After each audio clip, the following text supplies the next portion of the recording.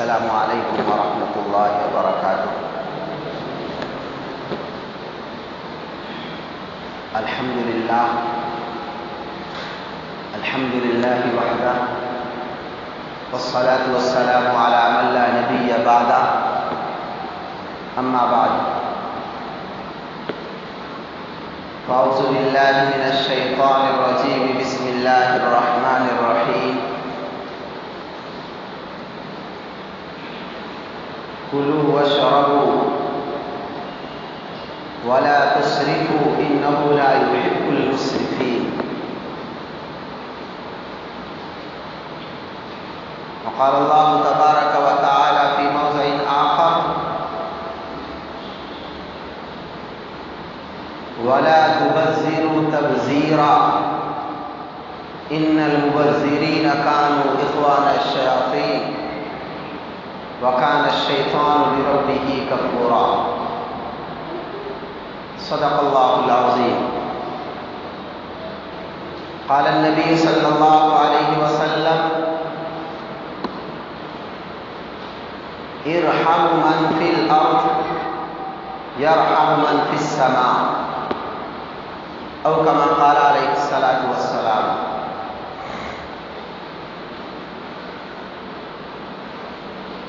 محترم بزرگوں اور عزیز دین و ایمانی بھائی اور دوستوں، الحمدللہ اللہ تبارک و تعالیٰ کا بہت بڑا کرم اور اس کا احسان ہوا کہ اللہ رب العزت نے ہم سب کو نماز جمعہ کی ادائیگی کے لیے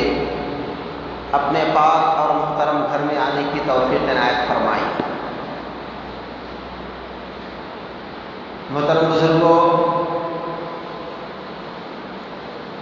الحمدللہ حالات جو کورونا کی وجہ سے بہت متاثر ہو گئے تھے، اب دھیرے دھیرے معمول پر آ رہے ہیں، اور وہ تمام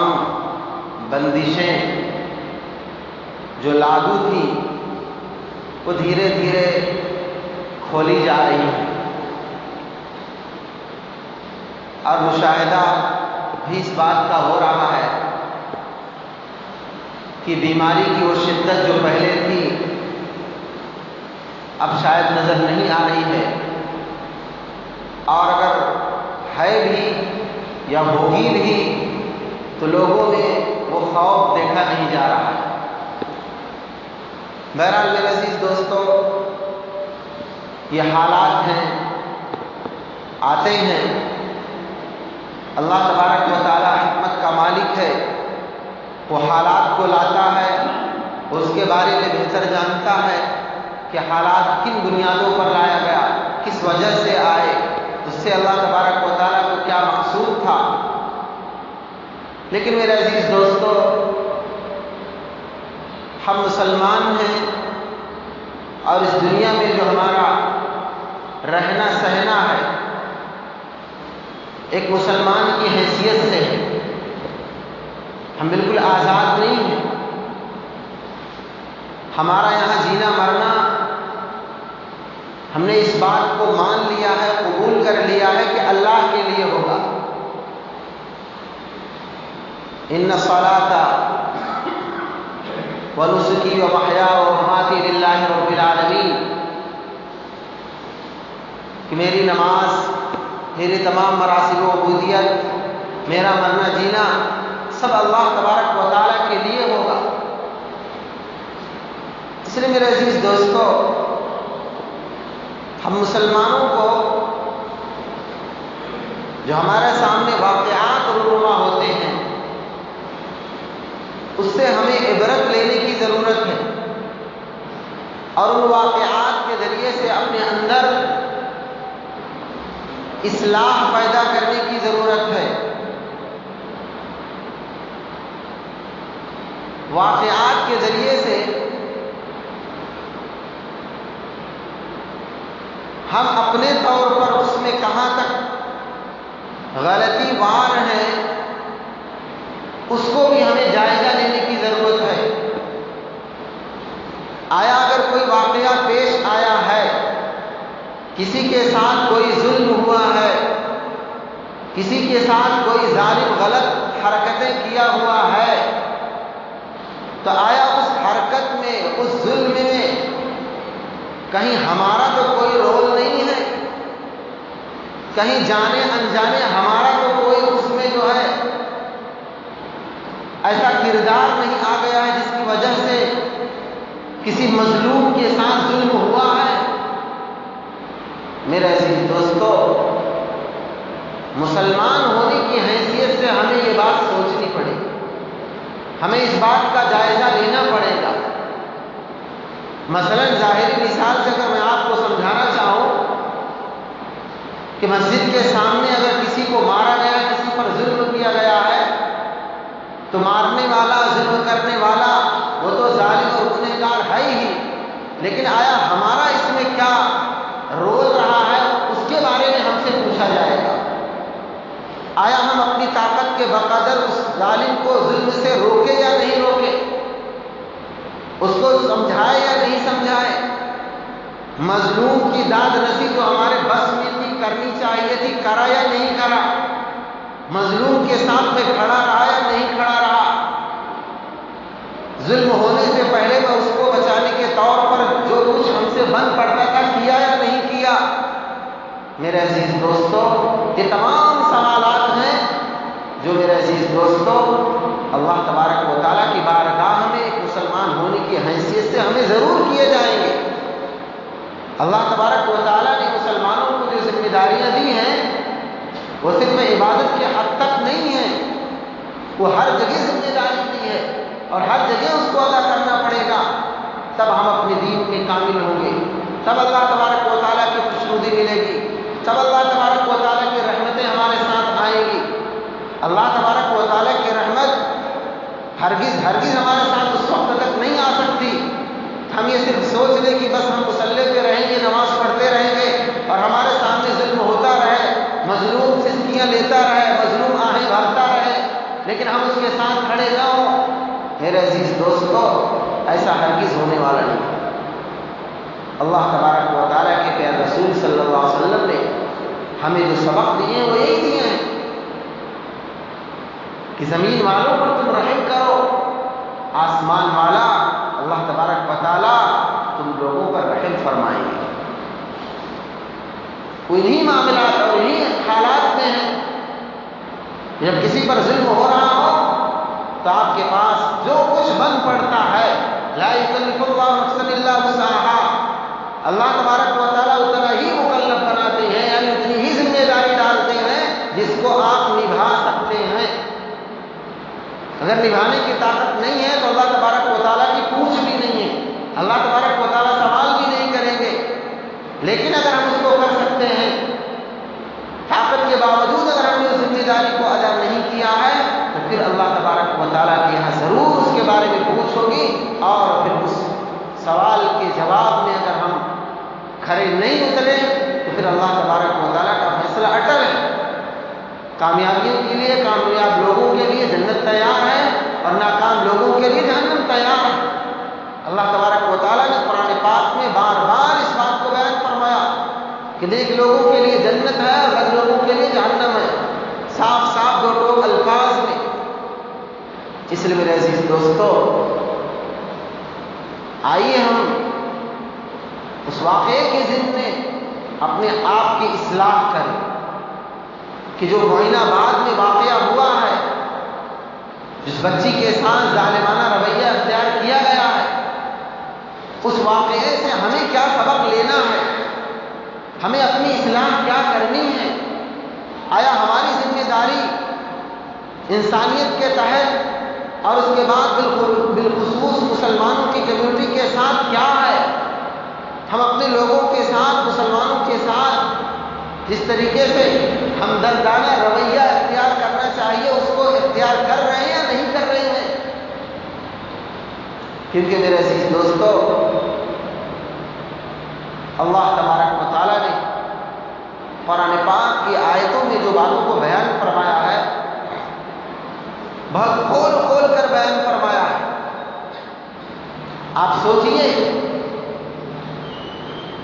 اگر وہ یتیم یا اسیر بچی جس کی والدہ بھی نہیں،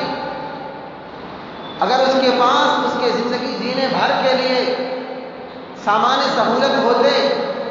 تو شاید وہ بچی کسی غیر کے گھر پہ جا کر کام نہ کرتی، اور شاید اس کے ساتھ جو ظالمانہ رویہ اختیار کیا گیا ہے وہ نہ ہوتا، لیکن ماں نہ رہنے کی وجہ سے اس کو اس بات پر مجبور ہونا پڑا تو کسی کے گھر میں کام کرنے کے لیے گئی اور وہاں اس کے ساتھ ظلم ہوا۔ اگر اس کے ظلم سے پہلے کوئی ہمدرد مسلمان، کوئی غمخوار مسلمان، کوئی مال کا دھنی جسے اللہ تبارک و تعالی نے نوازا ہے، یتیموں اور یسیروں کی داد رسی کر لیتا تو شاید وہ دن نہ آتے۔ اس لیے اللہ تبارک و تعالیٰ نے قرآن پاک کی آیتوں میں جن باتوں کو بیان فرمایا ہے، صاف صاف بیان فرمایا اور دو رخ سے بیان فرمایا۔ ایک جگہ بیان فرمایا کلوا واشربوا ولا تسرفوا، کھاؤ اور پیو، اسراف مت کرو، فضول خرچی مت کرو، ان اللہ لا یحب المسرفین، اللہ تبارک و تعالیٰ فضول خرچی کرنے والوں کو پسند نہیں فرماتا ہے۔ اللہ کو اس طریقے سے کام کرنے والے پسند نہیں ہیں جو فضول خرچی کریں۔ اور دوسری جگہ بیان فرمایا وَلَا تُبَذِّرُوا تَبْذِيرًا، نام و نمود کے لیے، شہرت کے لیے، بڑے پن کے لیے فضول خرچی مت کرو۔ ان المبذرین کانوا اخوان الشیاطین، کہ بے شک نام و نمود کے طور پر خرچ کرنے والے شیطان کے بھائی ہوتے ہیں۔ وکان الشیطان، اور شیطان اپنے رب کا بڑا ناشکرا ہے۔ میرے عزیز دوستو، اللہ تبارک و تعالی فضول خرچی کے تعلق سے دو لفظ کا الگ الگ استعمال فرمائے۔ حالانکہ ایک لفظ میں بات وہی کہی جا رہی ہے، بات پوری ہو گئی، فضول خرچی مت کرو، اور ایک جگہ بیان فرمایا کہ فضول خرچی والا تسرفوا، فضول خرچی مت کرو، کیونکہ اللہ تبارک و تعالیٰ کو فضول خرچی کرنے والا پسند نہیں ہے۔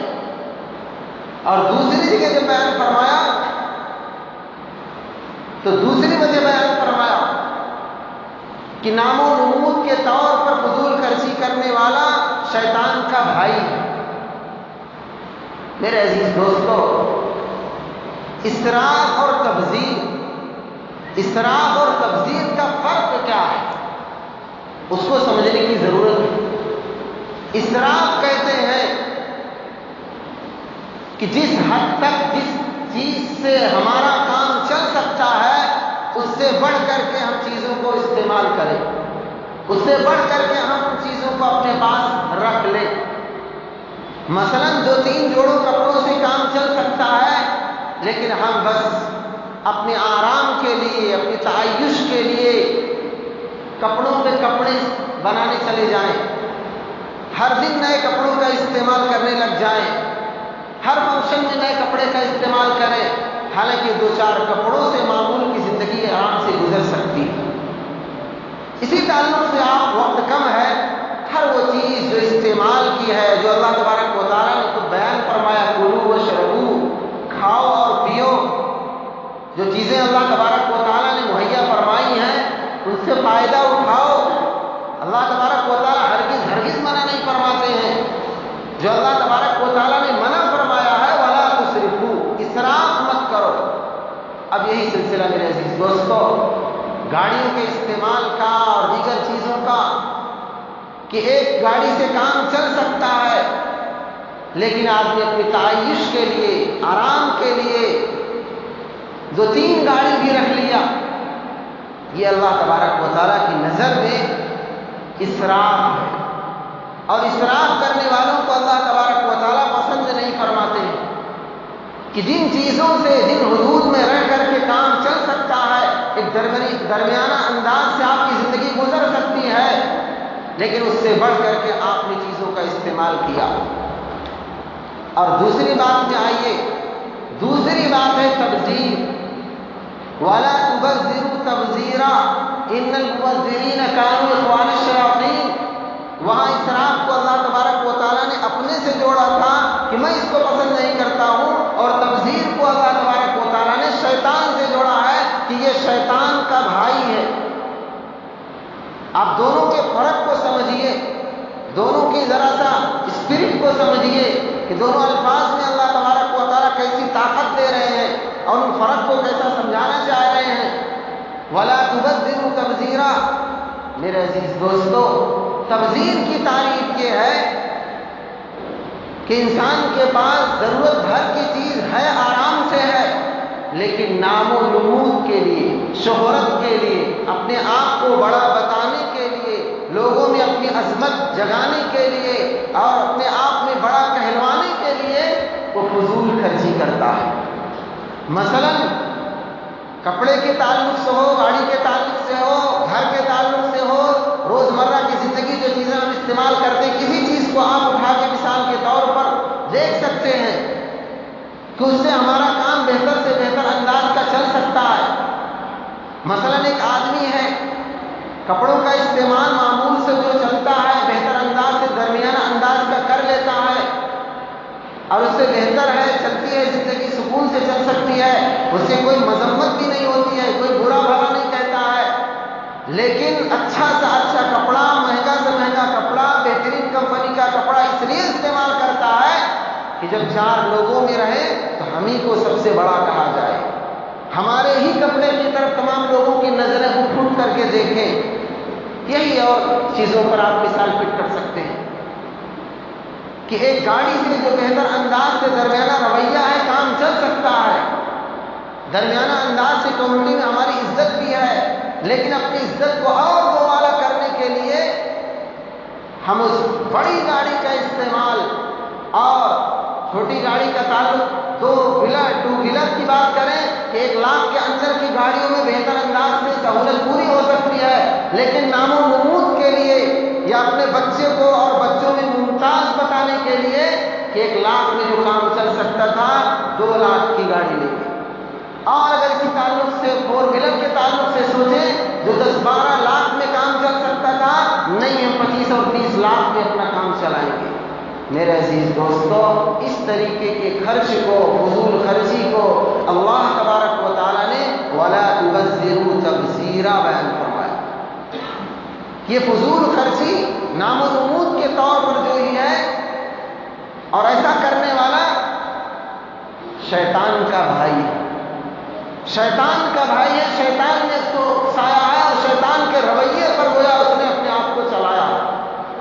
اور آگے اللہ تبارک و تعالیٰ نے بیان فرما دیا، یعنی ایک طور پر اس کو سند دے دی، دلیل دے دی کہ شیطان بھی اللہ تبارک و تعالیٰ کا ناشکرا ہے، نافرمان ہے، اور تم بھی اس کے بھائی ہو، اسی جیسا کام کر رہے ہو، لہذا تم بھی اپنے آپ میں سمجھ لو کہ تم بھی نافرمان ہو۔ میرے عزیز دوستو، آج آپ آنکھیں اٹھا کر کے دیکھیں گے، تجزیہ کریں گے، جو غیر لوگ ہیں، جو قرآن حدیث سے ان کا کوئی لینا دینا نہیں ہے، وہ تو رہے، لیکن ہم مسلمانوں کے اندر بھی یہ بات کہیں نہ کہیں پائی جا رہی ہے، کہیں نہ کہیں سے ہمارے اندر یہ چیزیں پنپ رہی ہیں کہ ہماری چیزیں سب سے اچھی ہو، نام و نمود میں ہمارا نام سب سے آگے ہو، جو کام جس اعتبار سے چل سکتا ہے فضول خرچی کر کے اس کو بڑے پیمانے پر کرنے کی کوشش کی جا رہی ہے۔ حالانکہ میرے عزیز دوستو، جو شیطان کی یہ صفت ہے اور شیطان کا یہ جو کام ہے، اس کو اور اگر آپ اندر جائیں گے اور سمجھنے کی کوشش کریں گے، شیطان مبذر والا جو کام کرواتا ہے، فضول خرچی نام و نمود کے طور پر کراتا ہے، آپ اس بات کو جان لیں کہ اس کام کو کرنے سے آپ کے دشمن کھڑے ہوں گے، آپ کے جلنے والے کھڑے ہوں گے، کیونکہ شیطان کی صفت کو ایک جگہ سورہ مائدہ میں بیان فرمایا ہے کہ شیطان ایسا کیوں کراتا ہے، تو وہاں آپ دیکھیں گے انما یرید الشیطان ان یوقع بینکم العداوۃ والبغضاء،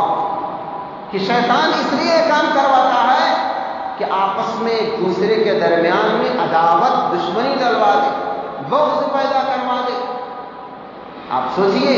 کہ کہیں بھی کوئی ایسا کام ہو رہا ہو جہاں کوئی کام کرنے والا ہوگا ذمہ داری کو ادا کرنے والا ہوگا،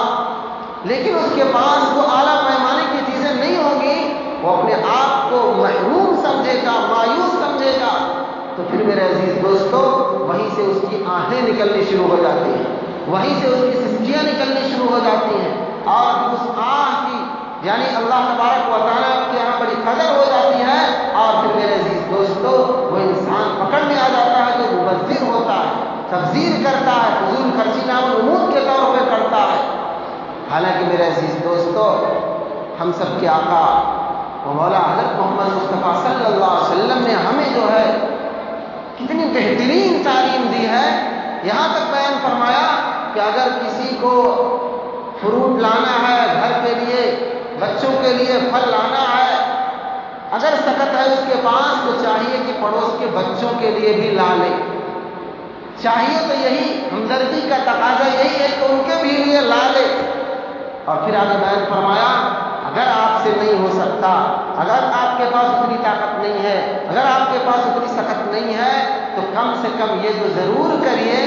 کہ اگر آپ اپنے گھر کے لیے فروٹ لائے ہی ہیں تو فروٹ کھا لینے کے بعد اس کی گٹلی کو، اس کے چھلکوں کو اپنے گھر کے سامنے مت ڈالیے، تاکہ پڑوس کے بچے دیکھ کر جو ہے اس سے اپنے آپ کو رنجیدہ خاطر نہ کرے، لہٰذا یہ تو کم سے کم کر لیجئے۔ لیکن میرے عزیز دوستو آج بڑے افسوس کے ساتھ کہنا پڑتا ہے کہ اللہ تبارک و تعالیٰ نے مال کی ایک جو ہے زیادہ سے زیادہ چیز ہمارے پاس عطا فرما دی ہے، تو میرے عزیز دوستو ہم کسی کا لحاظ نہیں کرتے ہیں، بس ہم اپنے آپ میں مالیت کا احساس کر کے اپنے بچوں کو بڑی گاڑی، اپنے طور پر اپنا بڑا سب کچھ ہو جائے، پڑوس کے بچے چاہے کسبیاں لے رہے ہوں، چاہے وہ یتیم ہو رہے ہوں، چاہے وہ اور کوئی ان پر ظلم ہو رہا ہو، چاہے وہ کسی کے گھر پہ جا کر کے کام کر رہے ہوں اور ان پر ظلم ہو رہا ہو، چاہے وہ غیر پہ چاہے جیسے ظلم ڈھا رہے ہوں، ہمیں احساس نہیں ہو رہا ہے۔ اس لیے میرے عزیز دوستو معین آباد کا جو کیس ہوا ہے اس میں ہم مسلمانوں کو بھی اصلاح لینے کی ضرورت ہے، اور ہماری ذمہ داری کیا بنتی ہے اس پر بھی ہمیں سوچنے کی ضرورت ہے۔ یہ تو ایک کیس ہے جو سامنے کھل کر کے آ گیا کسی نہ کسی طریقے سے، بہت سارے ایسے کیسز ہیں جو سامنے نہیں آ پاتے ہیں،